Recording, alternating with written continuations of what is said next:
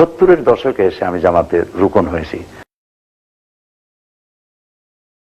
তালেবান আপনারা ক্ষমতা আসার পর চার দলীয় ঐক্যজোট ক্ষমতা আসার পর বাংলাদেশকে মোটামুটি তালেবান রাষ্ট্র বলা হয়। এর আগে এই ধরনের অভিযোগ বাংলাদেশের বিরুদ্ধে বা বাংলাদেশের নামে কখনো ছিল না। এটি একটি রাজনৈতিক ষড়যন্ত্র বলেই আমরা মনে করি। আমাদের দেশে বিদেশের অনেক রাষ্ট্রপ্রধান প্রধানমন্ত্রীরা আমাদের সফর করেছেন, তাদের দেশে অনেক সমস্যা আছে, কিন্তু তারা কখনোই তাদের নিজের দেশের সমস্যার কথা আমাদের দেশের সরকারের কাছে জনগণের কাছে বলেনি। বিরোধী দলের নেত্রী এবং ডাকসেটের নেত্রী, অত্যন্ত যোগ্যতা সম্পন্ন নেত্রী, বিশেষ করে মরহুম শেখ মুজিবুর রহমান সাহেবের সন্তান হিসেবে পরিচিত, তার একটা ইমেজ রয়েছে। দেশে তালেবান আছে এবং সংখ্যালঘুরা নির্যাতিত হচ্ছে, এই কথা উনি দেশে বিদেশে সমানে ছড়িয়েছেন। কিন্তু আপনি যদি আমি আপনাকে একটু থামিয়ে দিচ্ছি, আপনি বলবেন শুধুমাত্র উনি ছড়ান নাই, আপনি যদি এখানকার পেপার গুলো দেখেন, এখানকার গার্ডিয়ান থেকে আরম্ভ করে বেশ কিছু এরকম ওয়ার্ল্ড রিকগনাইজড জার্নাল দেখেন, আপনি দেখবেন আমাদের দেশের সংখ্যালঘুরা যে নির্যাতিত হচ্ছে তার উপর বিভিন্ন রকম আর্টিকেল প্রায় এসে লেখা আসছে। আপনি এটাকে অস্বীকার করবেন? আমি অস্বীকার তো করবোই। কেন করবেন? করবে এই কারণে, যেহেতু আমি বাংলাদেশের সেখানে আমি থাকি। গার্ডিয়ানে যদি কখন কোনো নিউজ আসে বা এরকম কিছু জার্নাল আছে যখন আসে, তখন আমরা তার গ্রহণযোগ্যতাটা হয়তো একটু বেশি ধরি। হ্যাঁ, ধরা যেতে পারে, কিন্তু আমি বলতে চাইবো যে গার্ডিয়ান হোক, টাইমস হোক বা ফার ইস্টার্ন ইকোনমিক রিভিউ হোক, যে সমস্ত বড় বড় নাম করা পত্রিকা পৃথিবীতে আছে, সরি, এই পত্রিকাগুলি কারা পরিচালনা করেন, এর পলিসি কি, তারা কি মুসলমানদের পক্ষে কোনো কথা বলবে? আমাদের মিছিলে এটাও স্লোগান হয় যে আমেরিকান সাম্রাজ্যবাদ নিপাত যাক, ধ্বংস হোক। অতীতের সরকার যারা আগে ছিল তারা ইসলামকে সাপ্রেস করার জন্য চেষ্টা করেছে, আলেম ওলামাদেরকে গ্রেফতার করেছে। আওয়ামী লীগ এটা কেন করবে আপনার কেন মনে হয়? মানে আওয়ামী লীগ কেন ইসলামের বিপক্ষে যাবে? কারণ আওয়ামী লীগের অধিকাংশ নেতৃবৃন্দ মুসলমান। যদি সেটাই হয়ে থাকে, যদি সেই কারণে হয়ে থাকে, আওয়ামী লীগ কেন করবে? আওয়ামী লীগের লাভটা কি? আওয়ামী লীগের ভোট দরকার বাংলাদেশি মুসলমানদের।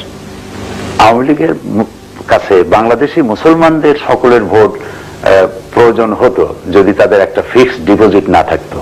তাদের একটা ফিক্সড ডিপোজিট আছে, সেটা হলো মাইনরিটি ভোটগুলি অলমোস্ট তারাই পেয়ে থাকেন। কেন? আপনি মাত্র বললেন আপনার মিটিং এ হিন্দুরা আসেন, নন মুসলমানরা আসেন। আমি সেজন্য অলমোস্ট শব্দ ব্যবহার করি। জি, অবশ্যই। কেন আওয়ামী লীগ? তার মানে কি আওয়ামী লীগ কি তাদের সুযোগ সুবিধা বেশি দেন যেটা আপনারা দেন না? আপনারা তো সাপ্রেস করেন।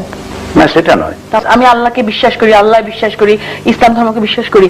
আমি যিনি নন মুসলিম তাকে অস্বীকার করবো, তাকে অবিশ্বাস করবো, তাকে যে আওয়ামী লীগ সবসময় সংখ্যালঘুদের ভোট পায়, এই ব্যাপারটা আমরা ক্লিয়ার না, যেখানে আপনারা পান না বা বিএনপি পায় না। এটা খুব দুঃখজনক না? কেন আপনারা ইসলামকে আমরা শ্রেষ্ঠ ধর্ম বলছি, আপনি মানবাধিকার আইনের প্রতি পূর্ণ আপনার আস্থা রয়েছে, আপনার মিটিং মিছিলে সংখ্যালঘুরা আসছেন, সেখানে কেন আওয়ামী লীগ কেন ভোট পাবে?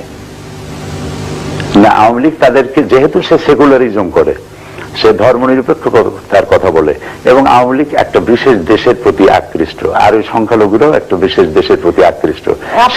সেই জন্য মিলটা হচ্ছে না, এটা মিলটা তাদের সেই সাংঘাতিক। আর যদি ভারত ঘেঁষা প্রো ইন্ডিয়ান অথবা ভারতের দালাল যদি বলা হয়, আপনি আমার কাছে প্রমাণ চান, আমি প্রমাণ দিই। আচ্ছা, আপনার আওয়ামী লীগকে কেন বলছেন ভারতীয় অনুচর? আমি অনুচরও বলবো না, দালালও বলবো না, আমরা বলবো ভারতের প্রতি, নিজের দেশের চাইতে ভারতের প্রতি একটু বেশি কমিটেড, একটু বেশি আকৃষ্ট। সেটা ওই ব্যাখ্যা ওনারাই ভালো দিতে পারবেন। আমি মুক্তিযুদ্ধের সময় ভারত আমাদের সাহায্য করেছিল বলে? মুক্তিযুদ্ধের সময় ভারত একটা আড়তদারি ব্যবসা করেছে, ভারত সহযোগিতা করছিল, একটা স্বার্থ ছিল তার সামনে, সেই স্বার্থটা অবশ্যই। কিন্তু এই যে ভারত যে সহযোগিতা করেছে, এর জন্য কি ভারতের প্রতি আপনারা কৃতজ্ঞতা প্রকাশ করবেন না? আমি কৃতজ্ঞতা প্রকাশ করতাম বা আমরা করতাম যদি আমার দেশের সন্তানেরা যুদ্ধে অংশ না নিত, পুরোপুরি তার উপরে নির্ভর করতো। পুরোপুরি তার উপর নির্ভর করেনি, আমার দেশের সন্তানেরা খাইয়ে না খাইয়া যুদ্ধ করেছে এবং যুদ্ধে বিজয় ছিনিয়ে এনেছে। আপাতত আপনারা বিএনপির সঙ্গে রয়েছেন এবং অত্যন্ত শক্ত এবং সুবিধাজনক স্থানে রয়েছেন। নিয়ার ফিউচারে আপনাদের কবে আমরা আওয়ামী লীগের সঙ্গে দেখবো?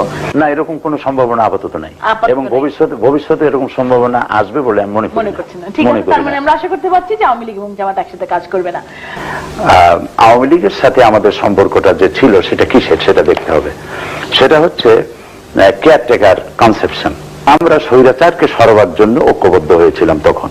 এটা হচ্ছে সম্প্রতিকালে আমরা বিরোধী দলীয় নেত্রীর সঙ্গে কথা বলছিলাম তো ইরাক যুদ্ধের সময়, এবং তিনি আপনাদের বিরুদ্ধে বা বর্তমান সরকারের বিরুদ্ধে একটি অভিযোগ করলো। সেটি হচ্ছে যে যুদ্ধ শুরু হওয়ার পর যে সংসদ অধিবেশনটি বসেছিল তাতে শোক প্রস্তাব উত্থাপন করে যারা মারা গেছেন তাদের আত্মার মাগফিরাত কামনা করবার জন্য দোয়া করার অনুরোধ জানানো হয়েছিল আপনাকে, কিন্তু এ ব্যাপারে আপনারা বাস্তবায়িত করেননি কেন?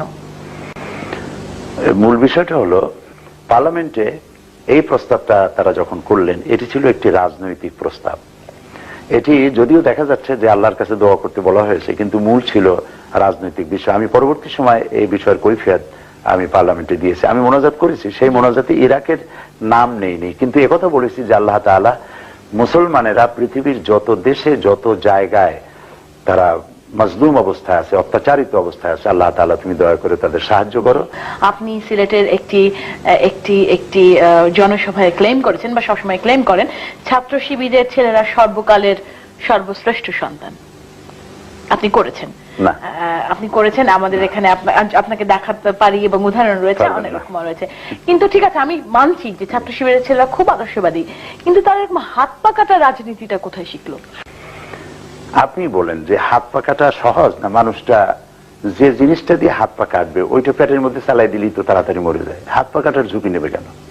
এটি কি কথা? সেটাই তো প্রশ্ন। আমরা ছাত্র শিবির বললেই সাধারণ মানুষের মনে হয় যেন হাত কাটতেছে, হাতের পায়ে রক কেটে ফেলে। হাত পা কাটা খুবই একটা মুসিবতের ব্যাপার। আমি চ্যালেঞ্জ করেছি, যদি কেউ এ ধরনের প্রমাণ দিতে পারে তো আমি ছাত্র শিবিরের পক্ষে একটি কথা বলবো না। ঘটনা রয়েছে ভুরি ভুরি, হাজার হাজার। হতে পারে নিজেরা নিজেদের হাত কেটে শিবিরে, হতে পারে নিজেরা নিজেদের হাত পা কেটে শিবিরের মাথায় চালাই দিল, হতে পারে। ইসলাম তো শান্তির ধর্ম, শান্তির ধর্ম, কিন্তু কোরআন শরীফে আল্লাহ তাআলা বলে দিয়েছেন যে হাতের বদলে হাত, পায়ের বদলে পা, চোখের বদলে চোখ, জানের বদলে জান, আর যদি ক্ষমা করে দাও ক্ষমা করে দিতেই পারো। আল্লাহ তাআলা অধিকার দিয়েছে, কেউ যদি তোমাকে ঘরের থেকে বের করে দেয় তুমি তাকে ঘর থেকে বের করে দাও। তোমার হাত কাটলে তার হাত কাটো, তোমার পা কাটলে তার পাও কাটো, তোমার জান নিলে তারও জান নাও, এর অধিকার আছে। তো মানে আপনারা একজন নারীর নেতৃত্বাধীন সরকারের অধীনে রয়েছেন, নারী নেতৃত্ব সম্পর্কে এগুলো বলে আবার নারী নেতৃত্বে কাজ করাটাকে কিভাবে দেখছেন? আমরা নারী নেতৃত্ব হারাম এ কথাটি বলিনি। আমরা বলেছি নারী নেতৃত্বের দৃষ্টান্ত কোরআন হাদিসে নাই। নারী নেতৃত্বের ব্যাপারে আমরা হারাম বলিনি, এটি হলো মূল কথা। আর নারী নেতৃত্ব বর্তমানে যেটা প্রতিষ্ঠিত হয়েছে এটার জন্য তো জামাত ইসলামীকে দায়ী করা যাবে না, যেহেতু জনগণ ভোট দিয়েছে। জনগণ ভোট দিয়েছে এমন দুইটি দলকে বেশি যে দুটি দলের প্রধান নারী, জনগণ ভোট দিয়েছে। আর আপনারা সেটা মেনে নিলেন?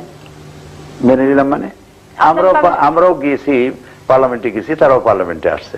দলীয় ঐক্য জোট গঠন করেছেন যে দলের প্রধান হচ্ছেন একজন নারী। আমরা তো এটাকে হারাম বলিনি, ইসলাম তো এটাকে হারাম বলে নেই। নারী নেতৃত্ব হারাম এ কথা ইসলাম বলে নেই। তাহলে কি বলেছেন? জি, নারী নেতৃত্ব সম্পর্কে আপনাদের কি অভিমত? আমরা এর পক্ষে কোনো ফজিলত বয়ান করিনি।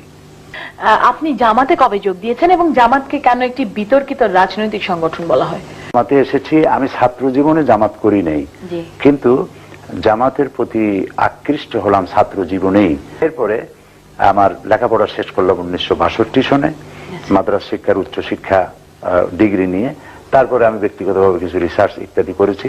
70-এর দশকে এসে আমি জামাতের রুকন হয়েছি। জামাত একটু অতিরিক্ত বিতর্কিত না? এখন যার কাছে প্রথম থেকে আমরা দেখেছি বাংলাদেশের ইতিহাসে প্রথম থেকে এখন পর্যন্ত জামাত জানি কেমন একটি বিতর্কিত রাজনৈতিক সংগঠন। আপনি নিশ্চয়ই প্রবাদটা জানেন যে যারে দেখতে নারী তার চলন বাঁকা।